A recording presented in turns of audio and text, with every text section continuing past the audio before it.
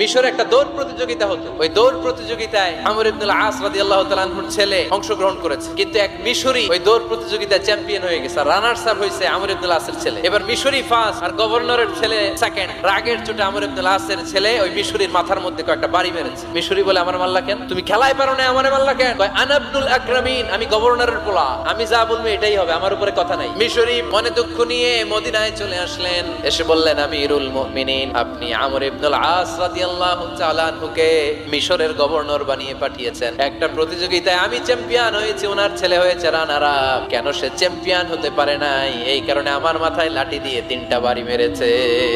ওমর ফারুক বললেন, তাই আগামী বছরের অমুক তারিখ আমি সব গভর্নরদেরকে ডেকে হিসাব নিতে, ওই দিন তুই থাকবি। ওই দিন 7 রাজ্য থেকে 7 গভর্নর হাজির, গভর্নরদের ছেলেরাও হাজির। মিজে একটা লাঠি এনে মিশরের হাতে দিয়ে বলল, এবার তোর মাথায় যতটা মারছে তুই ততটা গুনে গুনে মার, আমি দেখবো। সে বলতেছে, থাক, আপনি